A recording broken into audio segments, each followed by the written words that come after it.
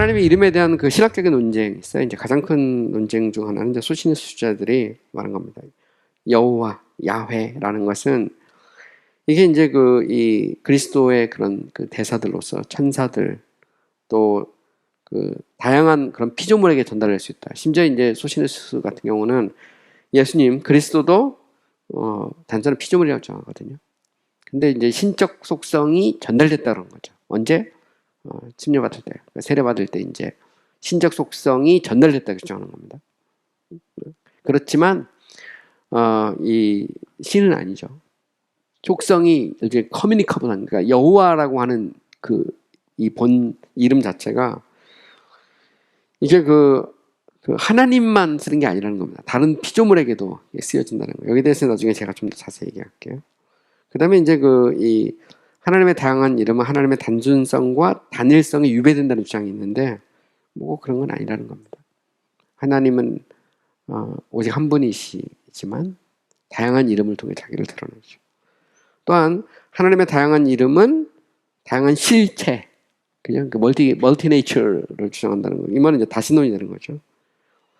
이건 단지 이제 하나님의 본질과 속성에 대한 다양한 컨셉션을 포함하는 것이지 이 자체가 하나님의 어떤 실체를 말하는 것은 아니다라는 걸 알아야 되죠. 그래서 여호와 따로 있고 엘로힘 따로 있고 막 다 따로 있는 것이 아니다. 이건 뭐 이제 현대신학에서도 논쟁이 되는 그런 문제죠. 구약에서 이제 가령 뭐 창세기 1장, 2장에서 뭐 야훼 문서, 엘로힘 문서, 그래서 야훼와 엘로힘이 다른 것처럼 이렇게 이제 주장하는 그런 견해도 있고요. 그래서 그 자체가 일종의 다신론의 상징이 이렇게 주장하기도 하죠. 벨라우젠 같은 경우는. 근데 전통적인 그런 개념에서 보면 말도 안 되는 얘기입니다. 그거는.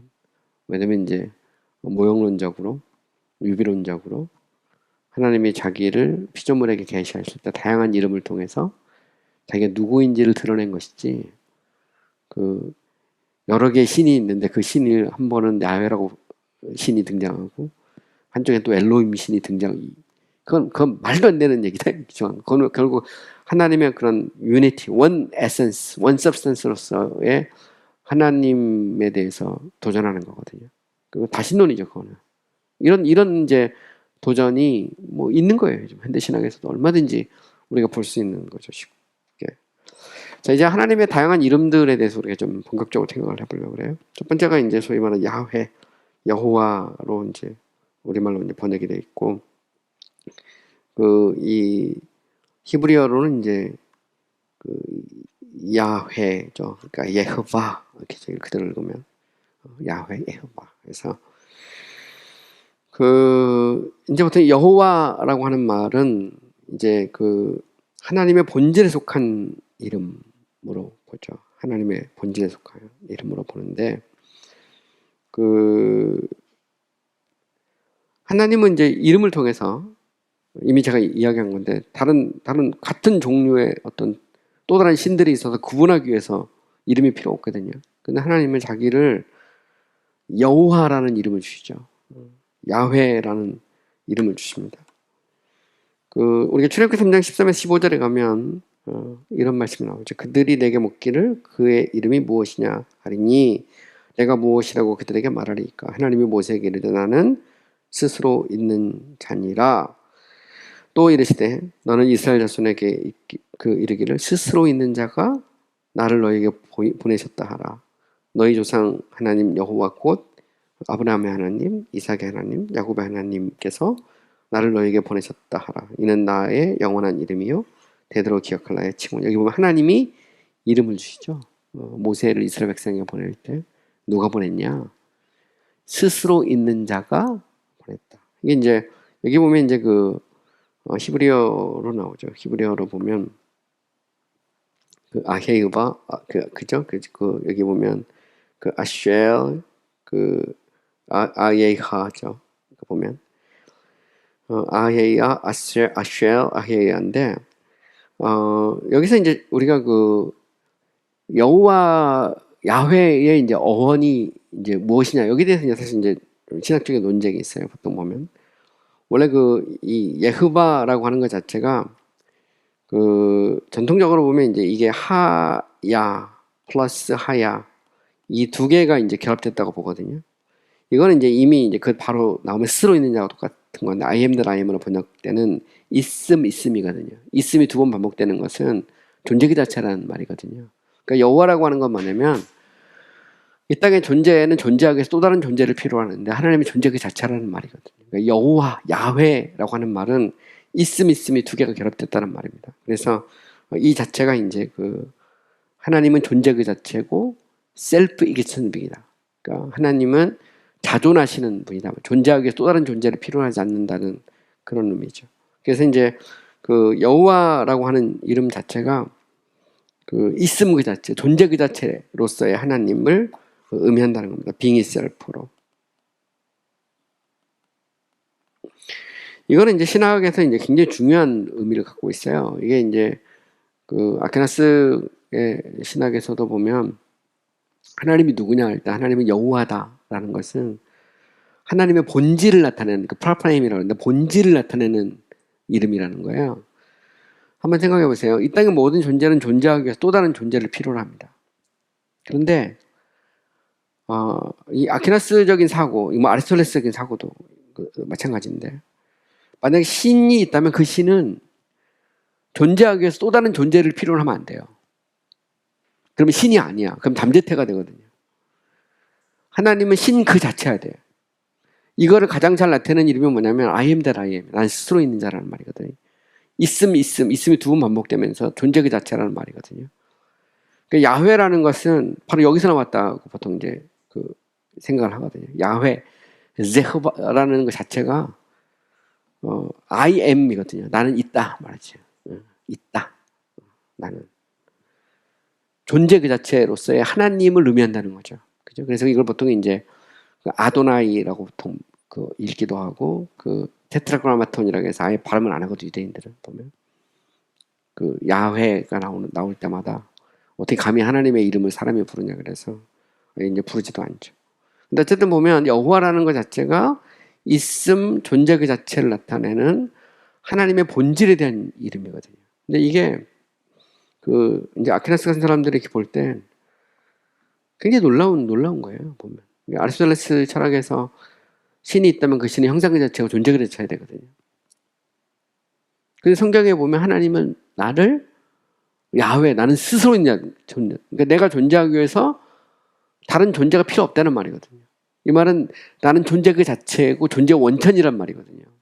이게 이제 하나님이 계시를 통해서 자기를 말씀하시고 스스로 있는 자가 나를 너에게 보냈다 보면 그죠? 이 표현을 이제 계속해서 쓰고 이걸 하나님이 자기의 이름으로 표현하죠. 출애굽기 6장 3절에도 보면 내가 아브라함과 이삭과 야곱에게 전능한 하나님으로 나타났으나 나의 이름을 뭘로? 여호와로는 나타내지 않다. 그죠? 야훼거든요. 야훼. 이사야 42장 8절에도 보면 나는 여호와니 있는데 이름이라. 야훼라는 말입니다. 이 말은 결국 무슨 얘기냐면 나는 계시록 6장 4절에 보면 이제도 계시고 전에도 계시고 장차 오실리. 과거도 있었고 지금도 있고 앞으로도 오시리거든요. 이 말은 존재 그 자체란 말이거든요. 이분은 존재 그 자체가 아니면 그죠? 그 시간의 구약을 받아버리면 문제가 되거든요. 보면. 근데 성경에 보면 하나님은 그 세상을 창조하죠. 태초 하나님이 천지를 창조했다고 할 때 그것은 하나님이 시간과 공간을 창조했다는 건 하나님은 세상이 있기 전에 계셨고 그리고 지금도 계시고 앞으로도 계실 분이란 말이에요. 하나님은 영원부터 계시죠. 만약 하나님이 시점이 있으면 하나님이 피조물이거든요. 이제 흥미로운 것은 이제 아리우스 같은 경우는 이제 예수 그리스도에 대해서 이야기할 때 하나님은 원래 그런 분이고 예수 그리스도는 세상을 만들기 전에 성부에 의해서 피조됐다고 주장하거든요. 그러니까 예수 그리스도 영원부터 계신 하나님이 아니란 말이거든요. 그래서 이제 예수님을 이제 피조물로 만들죠. 소시누스는 아예 그냥 원래 예수님은 인간인데 그 요셉과 마리아를 통해 태어난 그냥 평범한 인간이고 창세전에 뭐 무슨 아리스토텔처럼 뭐 존재하고 그런 것도 아니죠. 그래서 그 플라톤의 이제 데미우르게스처럼 일종의 반신으로 만들거든요. 아리우스는. 근데 하나님은 성경을 말할 때 스스로 있는 자고 영원부터 계신 분이고, 그죠? 지금도 있었고 앞으로도 계실 분이고, 그게 이제 그 성경에 말하는 하나님이죠. 그 하나님은 야훼, I am, 나는 존재 그 자체다라고 선언하죠. 보면 그거를 조금 더 풀면 이제 나는 스스로 있는 자라는 요 이름으로 이렇게 표현됩니다. 이걸 이제 축약해서 야훼 이렇게 말하죠. 그걸 보면 이 말은 그 하나님은 있음에서 존재 그 자체를 의미한다 이렇게 볼 수 있고요. 여기 대해서 이제 그 신학자들은 이제 다양하게 이제 설명을 합니다. 하이니 블링거 같은 경우 종교 개혁자죠. 스빙글리의 후예입니다. 블링거는 이런 말을 해요. 야훼라는 말은 존재라는 개념, 이제 있음, 그죠? I am, 있음이란 개념에서 오며 하나님은 언제나 자신과 같으며 그 자체로 영원하시며 존재하는 모든 것에 존재를 주시는 존재라는 것을 우리에게 가르쳐준다. 그러니까 존재가 자체란 말입니다. 스스로 존재하면서 다른 존재로 하여금 존재게끔 하는, 나는 스스로 있는 자란 말은 I am that I am이거든요. I am being itself, sufficient being이라는 그런 의미죠. 모든 것은 그에 의해 그 안에서 그를 향해 존재하며 그는 영원하시며 가장 절대적인 그런 그 엔텔레케이아라고 그러죠. 엔텔레케이아란 말은 뭐냐면 잠재되어 있는 것을 실질적이 되게 하는 분, actuality 그 자체, form itself 이런 말이거든요. 아리스토텔레스적인 그런 표현이죠. 엔텔레케이아라는 말은 잠재태를 그 actuality가 되게 하는 거, 행동태로 만드는 거거든요. 그래서 아리스토텔레스의 그 형이상학에서 모든 존재는 형상과 진리로 이루어져 있고, 진료는 잠재태고 형상은 그 actuality거든요. 그러니까 진료라는 것은 potentiality라면 그 형상은 actuality입니다. 그래서 그 모든 존재는 그 결국 이제 진료가 되거든요. 잠재태로. 근데 만약에 이제 신이 있다면 그 신은 진료만 안 되는 거죠. form itself 해야 됩니다. 이게 이제 simplicity라고 하죠. 하나님의 단순성이거든요.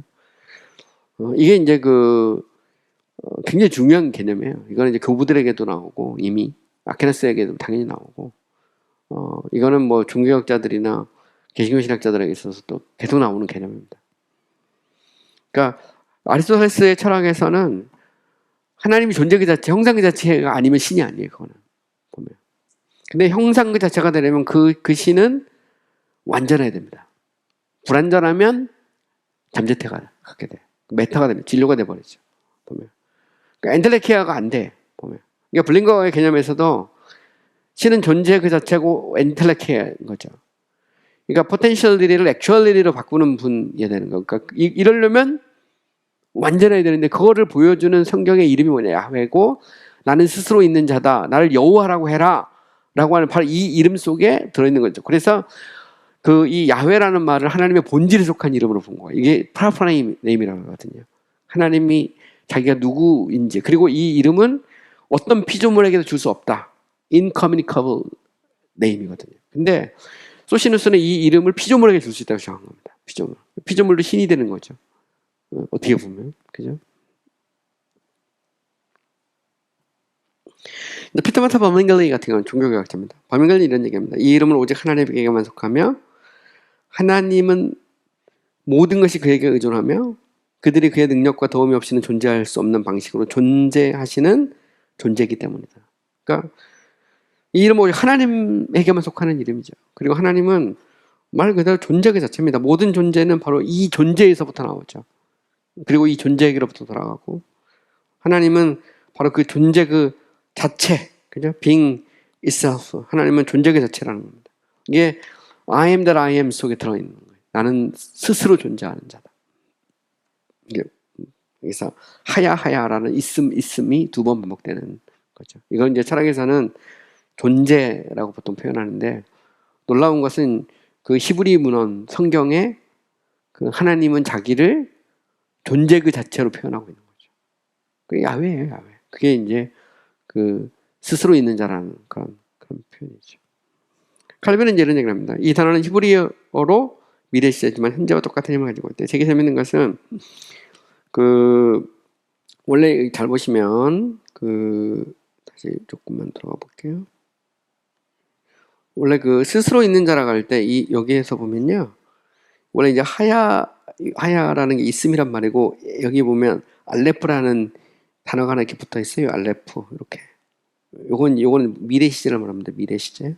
그래서 I shall be that I shall be 이렇게 번역하기도 하고요. 그냥 I am that I am으로 번역하기도 해요. 나는 있을 것이고 나는 있을 것이 그냥 번역하면 그렇습니다. 나는 있을 것이고 나는 있을 것이다 이렇게 번역해야 됩니다. 이 말은 나는 지금도 있고 앞으로도 있을 것이고 뭐 이제 이렇게 또 이렇게 미래형으로도 번역이 가능하거든요. 그래서 그 I shall what I shall 이렇게도 번역이 가능합니다. 근데 여기 대해서 이제 칼빈은 말할 때 이거는 이 하나님 미래 시제인데 이거는 다시 돌아가서 현재와 똑같은 힘을 갖고 있다 이런 말입니다. 그러니까 하나님은 지금이나 미래나 똑같이 존재 그 자체다 이런 이제 의미를 갖고 있다는 거죠.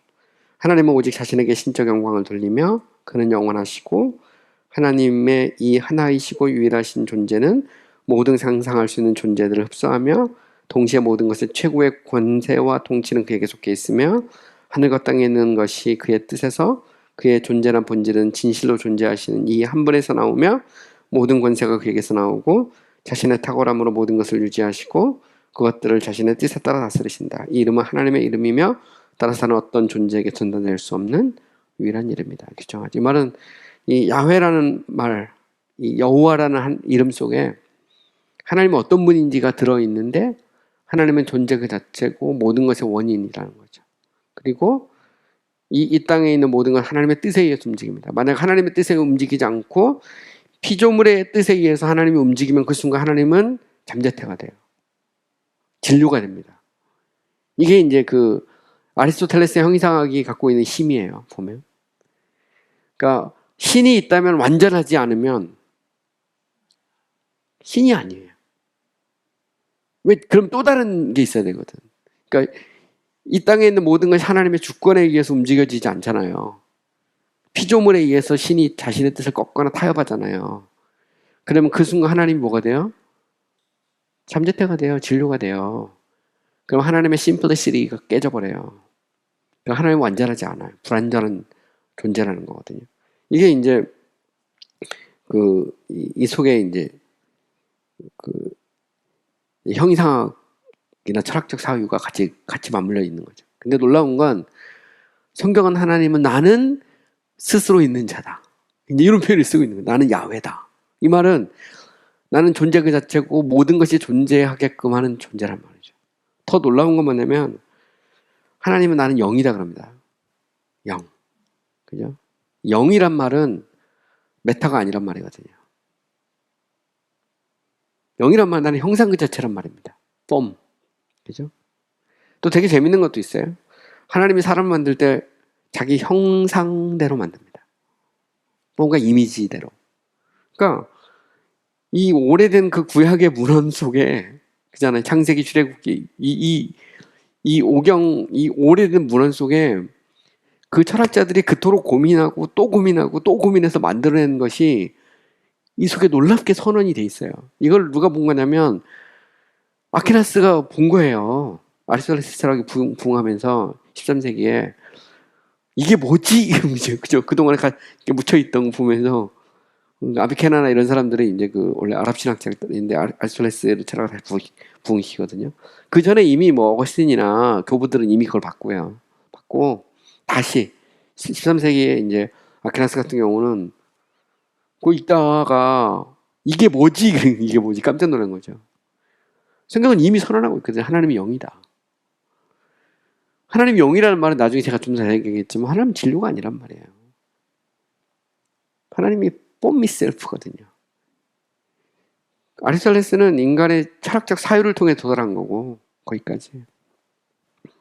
성경은 계시를 통해 선포한 거고.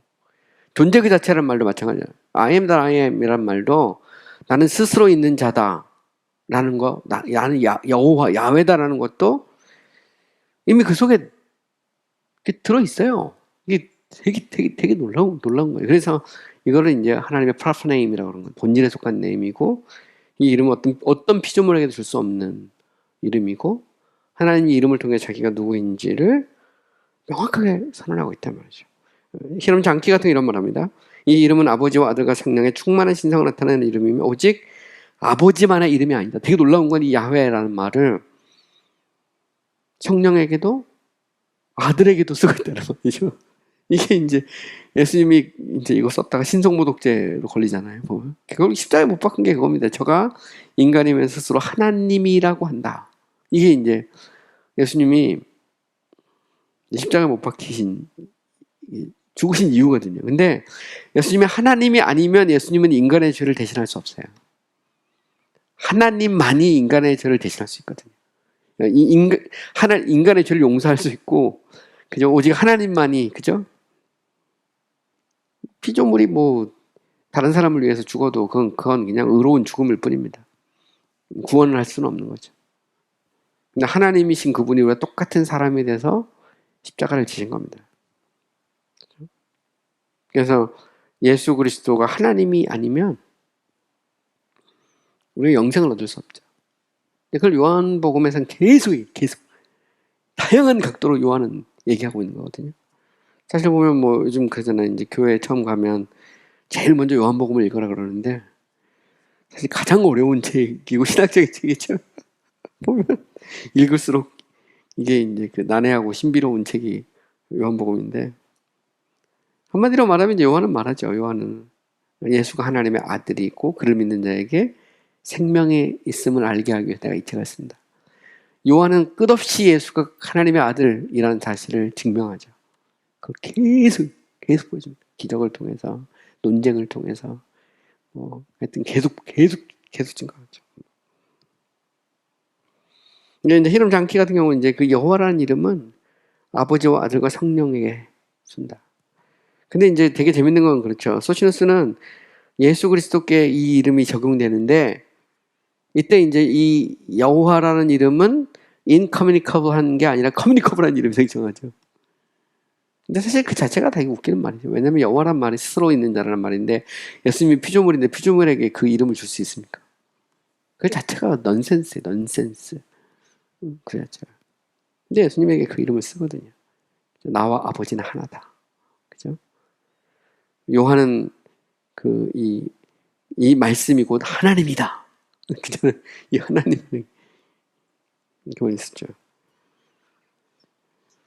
에드워드 레이 같은 경우는 이제 이렇게 말합니다. 여호와라는 이름은 어떤 복수도 가지고 있지 않으며, 이게 단수로 되어 있습니다. 한 분 하나님 외에 다른 존재를 의미하는데 사용되지도 않는다. 여기에는 다른 히브리어에서 나타나듯이 강조하는 분사도 붙어 있지 않으며, 파리크라고 합니다. 그와 다른 것을 구분하는 다른 이름들처럼 다른 단어들도 붙어 있지 않은데, 이는 여호와라는 이름이 어떤 피조물에게도 주어지지 않기 때문이다. 이렇게 말합니다. 여호와라는 이름은 하나님의 본성의 모든 완벽함을 제시하는 하나님께만 속한 이름이다. perfection. 이게 되게 중요한 말입니다. 그 완전하심이 이 이름 속에 들어있다는 거죠. 완전하지 않으면 스스로 존재를 못해요. 그 자체가 이미 완전성이 들어있어요. 이거를 이제 철학적으로 얘기하면 이제 아리스토텔레스는 그걸 얘기한 겁니다. 보면 신이 있다면 그 신은 완전해야 되는 거거든요. 그리고 그 신은 존재 그 자체여야 돼. 그리고 존재하기 위해서 다른 존재를 필요로 하면 안 되고, 모든 존재가 그에게서 나오고 그에게로 돌아가야 돼. 성경에는 그런 표현이 다 나와요. 그죠? 그 존재는 과거도 있고 지금도 있고 미래도 있어야 돼. 그게 다 나온다니까요. 보면 이게 엄청나게 놀라운 거죠. 그러니까 여기는 이제 성경의 그런 그 깊이를 알 수 있고요. 철학과 신학의 어떤 디스커션이, 대화가 이 속에 있을 수 있고, 이제 그런 문제가 이 속에 이제 나오는 거죠. 픽댓 같은 경우는 이제 그 개혁주의 신학자는 이런 얘기합니다. 여호와라는 이름은 세 가지를 의미한다. 첫째, 그 자체로 존재하며 다른 모든 것에 독립되어 있는 영원한 존재, 엔스 아이테르놈, 이터널 빙이란 말입니다. 두 번째, 다른 모든 존재들이 그들의 존재를 가지는 존재. 세 번째는 출애굽기 6장 3절에서 의미처럼 그 약속들에서 불변하고 지속적인 존재. 그래서 하나님 영원한 존재, 그 다음에 존재 그 자체, 존재들의 존재라고도 표현하죠. being of beings라고. 그리고 하나님은 존재 그 자체로 약속에 있어서 불변하고 constant, 지속적인 존재다. 그러니까 immutable and constant 이런 말입니다. 하나님이 약속하신 것을 어기면 그러면 이제 하나님이 아니죠. 그죠? 하나님이 바꾸면 하나님이 아닙니다. 근데 과정실에서 하나님 막 바꾸죠. 하나님 바꾸기도 하고 포기하기도 하고. 그래서 요즘 뭐 기도에서도 기도가 하나님의 뜻을 꺾을 수 있는가 뭐 이런 얘기도 그런 거거든요. 근데 주기도문에서도 뜻이 하늘에서 이루어진 것처럼 땅에서도 이루어지기를 위해 기도하라 그러거든요. 하나님의 뜻이 땅에서 이루어지기를 위해 기도하라 예수님이 가르쳐 준 겁니다. 내 뜻이 아니고 내 생각, 내 계획이 아니라 하나님의 뜻이 이루어지기를 기도하라는 말이거든요. 그게 이제 되게 놀랍죠. 그래서 주기도문은 그 하나님의 그 나라, 하나님의 이름, 하나님의 나라, 하나님의 뜻 이제 이게 다 나옵니다. 보면 세 가지가 나오죠. 하나님의 이름이 높임을 받고, 그리고 하나님의 뜻이 이루어지고, 하나님의 나라가 우리 가운데 임하기를 기도하는 그 세 가지가 이제 다 나오죠. 보면 아인스버스 같은 경우는 이제 여호와는 존재라고 불리는 영원하고 가장 복되신 하나님을 지칭하는 최고의 이름이다. I am, 혹은 being itself, I am that I am이죠. 확장하면 I am that I am이고 줄이면 I am. 화라는 주석에서는 이렇게 나옵니다. 출애굽기 3장 14절은 그의 존재에서 영원하시며 그의 약속들에서 신실하시고, 되게 재미있는 표현이죠. 존재에서는 영원하고 약속들에서는 신실하고 행함에 있어서는 전능하신 하나님. 그래서 하나님은 영원부터 영원까지 존재하시는 하나님이죠. 만약 하나님이 시간의 제약을 받으면 하나님은 존재 그 자체가 아닙니다. 하나님은 약속에서 변하면 결국 하나님은 잠재태가 돼요. 진료가 되죠. 그럼 그 하나님은 하나님이 아닙니다. 행함도 마찬가지죠. 하나님이 자신의 행위를 피조물에 의해서 포기해버리면 이제 문제가 되죠. 근데 여기 대해서 이제 문제되기 중에 하나가 이제 뭐 가장 그런 겁니다. 예를 들어서 요나에게 니느웨가 망할 것이다. 그죠? 선포하겠는데 니느웨가 안 망했지 않느냐. 근데 하나님이 거기서 요나에게 몇 날이 지나면 이 성이 망할 것이다라고만 얘기했지 안 주신 말이 있어요. 가령 뭐 회개하지 아니하면 그런 말을 안 줬거든요. 하나님은 자기 뜻을 다 드러내지 않으신 거죠. 그러니까 이 말은 하나님이 뜻을 바꾼 게 아니라 회개해서 하나님이 니느웨를 향한 뜻을 바꾼 게 아니고 하나님은 자기의 뜻을 다 보인 게 아니죠. 회개하지 아니하면 이 말을 안 줬어요. 요나한테. 망할 것이다. 이 말만 줬거든. 그지? 근데 거기에 회개하지 아니하면 이런 말이 들어가면 다르죠. 그러니까 결국 무슨 얘기냐면 하나님은 모든 걸 다 드러내시는 분은 아닙니다. 자신의 뜻에 따라서 하나님은 나타낼 건 나타내고 나타낼 건 나타내지 않죠. 이래서 이제 이걸 이제 데우스 압스콘디투스라고 해서 히든 갓, 하나님이 때로 자기의 뜻을 숨기죠. 다 몰라 인간은. 왜? 그러니까 유한과 무한의 차이거든요. 그러니까 유비라는 것은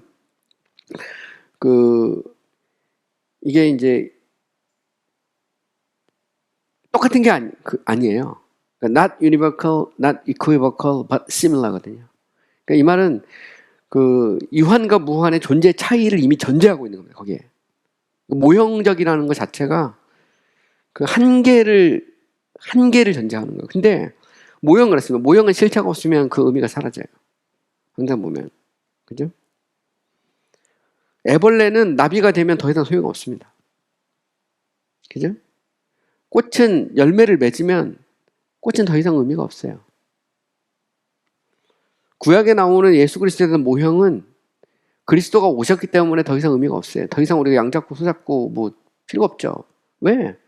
그건 그림자예요. 실체가 왔거든요. 그러니까 하나님에 대해서도 마찬가지죠. 우리가 이 땅에서는 그림자처럼 보거든요. 보여준 만큼만. 그런데 그날이 되면 우리가 온전히 보잖아요. 이제 여기 이제 하나님이 자기를 드러냅니다. 그래서 우리의 신학은 테올로기아 노스트라거든요. 아우어 티올로지, 우리 신학이죠. 우리의 신학은 항상 한계를 인정하는 거예요. 겸손히 그 속에 들어있는 거죠. 그러니까 인간이 어디까지 할 수 있느냐, 하나님이 보여준 만큼. 그래서 성경이 가는 만큼 가는 거예요. 성경이 서면 우리도 서고 성경에 가면 우리도 가는 거죠. 이게 이제 정통주의 신학의 기초거든요. 근데 이거를 이제 요즘에는 항상 그 신학은 그런 유혹을 받죠. 특별히 이제 철학 같은 것에 의해서 사탄의 어떤 풍조나 사조 뭐 이런 것들에 의해서 계속 도전을 받습니다. 보면 특히 이제 신론 같은 데서 보면 뭐 근데 그 중에 가장 대표적인 게 이제 그런 이제 과장신학 같은 경우도 그렇고 뭐 과장신학 전에는 이제 제이콥 알미니우스 같은 경우도 보면 하나님의 제한성 주장하거든요. 이제 그런 데 영향을 받는 거죠. 영향을 받아서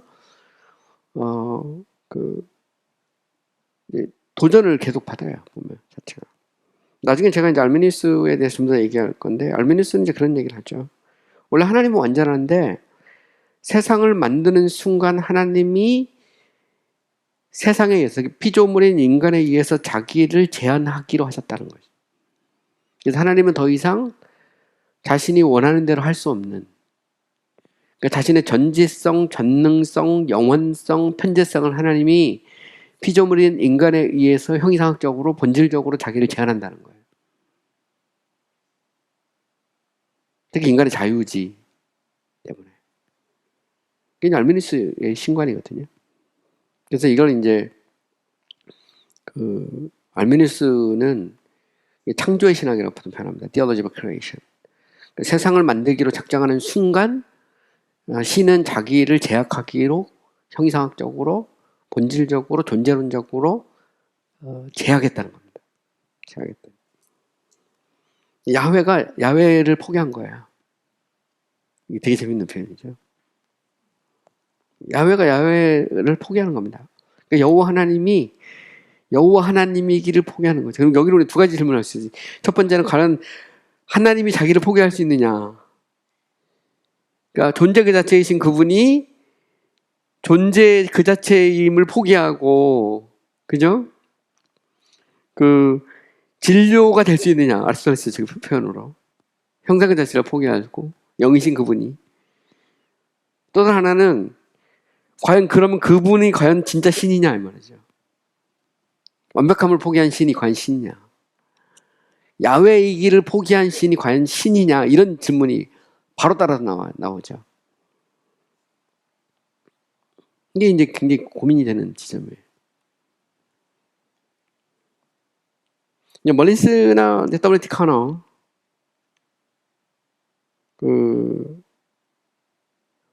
서든 세미나리에 있던 멀린스, 사우스웨스턴의 이제 W.T. 카너, 조신학 책 보면 하나님은 자기를 제한하는 하나님이에요. 멀린스였던 데일 무디, 서던의 데일 무디도 마찬가지고. 다 리미트입니다, 리미트. 바르트나 에밀 브루너 같은 경우도 다 리미트예요.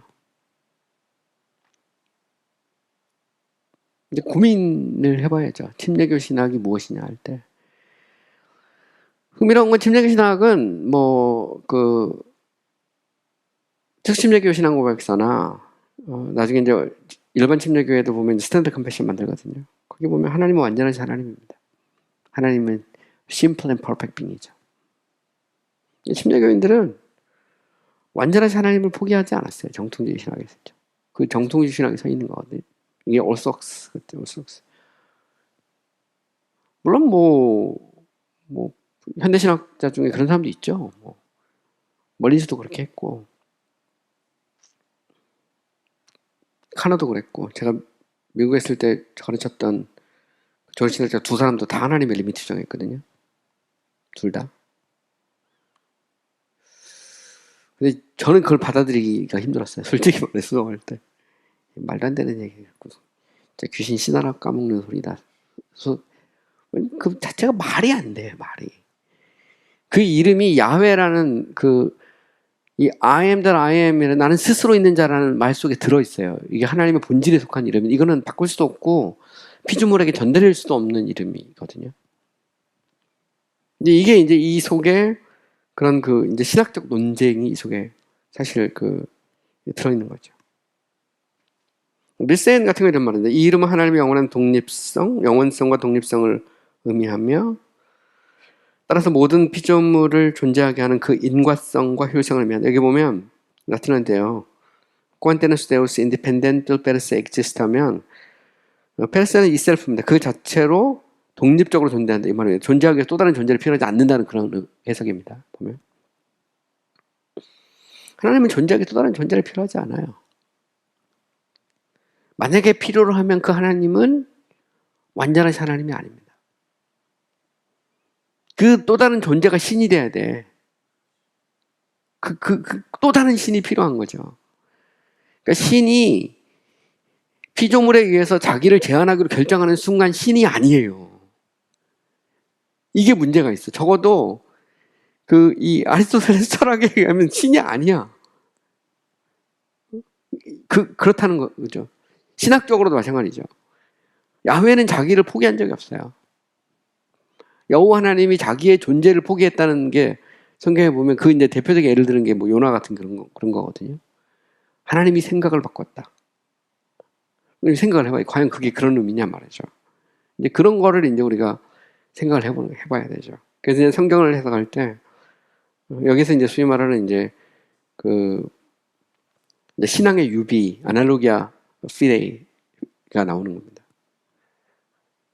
이 전체적인 교리와 교리의 연관성 속에 성경을 해석해야 된다는 거거든요. 어느 한 본문, 특히 이제 그런 부분들 나올 때, 꼭 하나님이 생각을 바꾼 것처럼 보일 때 이런 것들 해석할 때도 이 전체적인 어떤 흐름 속에서 신학적으로 또 성경의 어떤 그런 어떤 주석의 측면에서 보면 이거를 고려하면 성경이 해석이 된다는 거죠. 그렇지 않으면 신관이 무너지거든요. 근데 우리는 너무 쉽게 아무것도 아닌 것처럼 그렇게 말하죠. 그런데 그 자리에 누가 들어가냐면 인간이 신이 되는 겁니다. 항상 그래요. 그럼 인간이 신이 돼요. 그 순간에. 그걸 이제 우리가 생각해 보는데, 알미누스는 그걸 이제 신이 스스로 선택했다 그러죠. 과정신학 가면 아예 신은 이제 완전한 존재가 아닙니다. 신은 빙이 아니고 비커밍이죠. 빙이라는 것은 그리스적 신관에서 나왔다고 주장하거든요. 되게 재밌는 건 뭐냐면, 에밀 브루너의 책을 읽어보면 에밀 브루너 중신학에서 에밀 브루너가 그런 얘기를 해요. 전지전능 영원, 뭐 완전성 이런 개념은 다 그리스 철학에서 왔다. 그러니까 신이 존재하면 그렇게 될 수밖에 없는 분이거든요. 근데 성경은 그럼 과연 뭐라고 말하느냐?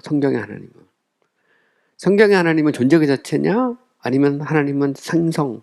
아니면 원래 완전했는데 세상을 만드는 순간 자기를 포기한 신이냐? 야훼라는 말 속에 하나님이 누군가가 들어있거든요. 근데 하나님은 자기를 포기한 적이 없어요. 창세기부터 계시록까지. 그분은 야훼로 존재하는 거예요. 야훼로. 여호와로 존재하고 그분은 표현은 뭐 데오스 큐리오스로 표현을 바꿀 수는 있지만 신약에서는 헬라어니까 하나님은 변함없죠. 그죠? 그걸 이제 우리가 이제 이야기해야 되는 거죠. 그걸 증거하는 게 이제 계시록에 나오는 하나님은 과거도 계셨고 지금도 계시고 영원까지 계시는 분이다. 그 말이거든요. 신구약이 똑같다는 말입니다. 똑같다는 말이죠. 장기엘 같은 경우는 이런 얘기를 합니다. 침례교 신학자, 18세기 초중반에 활동했다. 여호와는 하나님이 친히 자신을 지칭하신 이름이며 그에게만 해당되며 다른 존재에게 전달할 수 없다. 이 이름은 하나님에 대해 어떤 다른 존재가 아니라 필수적이며 자존입니다. 자존하는 존재로서 서술한다. necessary and self-existent. necessary란 말은 존재하기 또 다른 존재를 필요하지 않는다는 말이죠. 상당히 아리스토텔레스적인 개념인데 보면 필연성의 원리에서 나오는 그런 말이죠. 그래서 하나님은 존재하기 위해서 또 다른 존재를 필요로 하지 않는다는 그런 의미에서의 necessary입니다.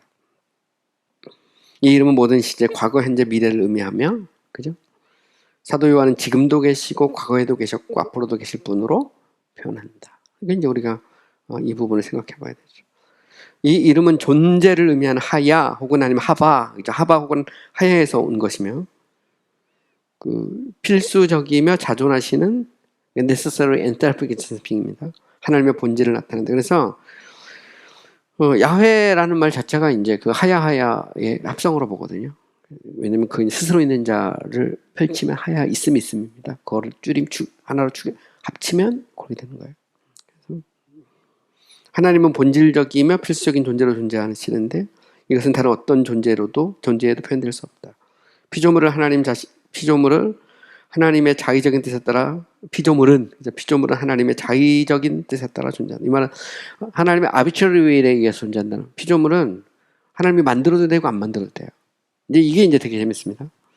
그 랭동 길키나 이제 현대 신학자들 보면 몰트만 같은 경우도 하나님은 세상을 안 만들면 안 돼요.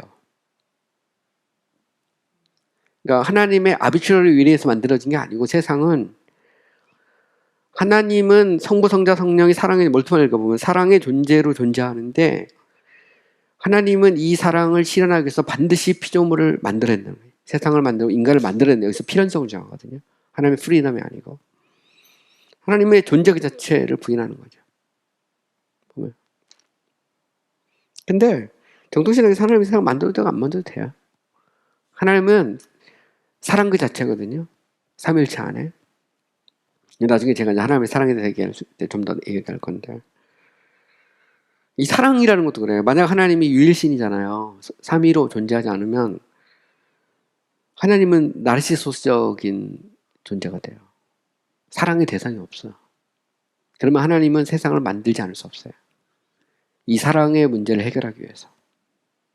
근데 하나님은 삼위로 존재해요. 그 말은 하나님은 세상을 만들 필요가 없어요. 삼위 안에서 완벽한 사랑의 존재로 존재하거든요. 근데 몰트만은 이 사랑을 신앙에 하려면 또 다른 존재인 피조물을 필요로 한다는 거죠. 근데 정통신학에서 그런 건 없어요. 그러면 하나님이 잠재태가 돼버려요. 만들어도 되고 안 만들어도 되는 서브린 일이 아니고 이게 어쩔 수 없이 만들어야 된다면 하나님의 자유는 제한되거든요. 그 속에서 이제 하나님은 존재 그 자체를 포기해야 됩니다. 또 그러면서 이제 길은 재미난 얘기죠. 하나님이 자존하신다는 것은 하나님이 자신을 스스로 만드셨다는 것으로 이해되지 않는다. 그는 비록 존재하지만 만들어지지 않으셨다. 그는 존재들의 존재이며 모든 피조물은 그의 존재를. 이 말은 스스로 존재하는 자라는 말은 하나님이 자기를 스스로 만들었다. 그러니까 하나님 스스로가 피조물이 됐다. 그것도 아니라는 거죠. 그 자체도 넌센스라는 겁니다. 왜? 하나님은 그 자체로 존재가 자체예요. 있음 그 자체. 그죠? Being itself, self-existent being. 내 스스로 being이죠. The perfect being. 이게 이제 이 속에 야훼, I am that I am이라는 개념 속에 들어있는 거거든요. 근데 이게 이제 그 정통신학적 신관과 현대신학의 이제 그 싸움인데 그 싸움의 한 복판에 여호와 야훼라는 이름이 들어있어요. 이게 이제 굉장히 우리가 이제 고민해야 될 그런 이제 신학적인 이름이죠. 테트라그라마톤에서 유대인들은 이제 하나님의 이름을 결코 발음하지 않고 그 이름, 그 영광스러운 이름, 표현할 수 없는 이름을 이제 이렇게 부릅니다. 그래서 이제 우리가 YHWH라 해서 아도나이라고도 부르고요. 70인역에서는 이제 그 아도나이 헬라 번역에서는 이제 curious라고 해서 이 curious란 말을 씁니다. 하나님 대신에. 근데 이것도 넌센스죠. 하나님 이름을 줬는데 발음하지 않는다는 거죠. 내가 누군지 너는 말하라고 했는데 나는 I am that I am이라고 말했는데 그 자체가 넌센스입니다. 소시니스주의자들은 이제 여호와라는 이름은 하나님의 다른 존재들과 구별되는 개별적 존재가 아니라 전적으로 자신의 그 피조물과 구분되게 우리에게 자신을 알려주시는 방식을, 이 말은 뭐냐면 하나님의 존재 그 자체, 자기가 누군가를 보여주는 게 아니라 피조물의 관계성을 보여주는 이름이라고 정해요. 가령 뭐 여호와 니시, 여호와 샬롬, 여호와 이레, 여호와 삼마, 여호와 사파, 뭐 이런 이름 있잖아요. 여호와의 사자, 이런 이름에서 보면 뭐가 하나씩 붙어 있다는 거죠. 니시, 샬롬, 이레, 삼마, 이렇게 사자, 여호와의 사자 할 때 이런 이름을 뭘 나타내냐면 전부 어떤 피조물과 관계를 나타낸다는 겁니다. 승리의 하나님, 뭐 평강의 하나님, 그래서 그 있잖아요. 우리의 미래를 준비하신 하나님, 뭐 이런 이름 자체가 이 이름이 이제 그 피조물과의 관계를 나타내는 이름이고, 그래서 여호와라는 이름은 incommunicable한 네임이 아니라 communicable한 네임이고, 예수님이 하나님이라는 말도 그런 의미로 해석을 해야지 예수님이 하나님과 똑같다 이런 의미는 아니다 이렇게 이제 주장을 하죠. 하지만 사실 보면 여호와 니시, 여호와 샬롬, 여호와 이레, 여호와 삼마, 뭐 여호와의 사자라 할 때 이것은 그 포커스가 니시, 샬롬, 이레, 삼마, 사자 여기 있는 게 아니라 여호와가 그렇게 한다는 데 있다는 거예요. 여호와가 그렇게 한다. 그러니까 포커스가 하나님에게 있다는 거죠. 하나님이 어떤 분이냐를 나타내는 거지. 이 자체가 하나님이 피조물처럼 될 수 있고 하나님이 피조물이 하나님의 이름이 피조물에게 쓸 수 있다 그런 의미는 아니야. 하나님이 누구냐를 나타내는 거지. 얼마든지 이제 비판이 가능하다는 그런 의미죠. 나머지 부분에 대해서는 다음 시간에 좀 더 자세히 얘기를 하겠습니다. 좀 더 뭐 나중에 이제 엘로힘 같은 문제도 또 굉장히 중요한 이름이고요. 그래서 다음 시간 한 번 더 하나님의 이름에 대해서 우리가 공부를 하겠습니다. 오늘 수고 많이 하셨습니다.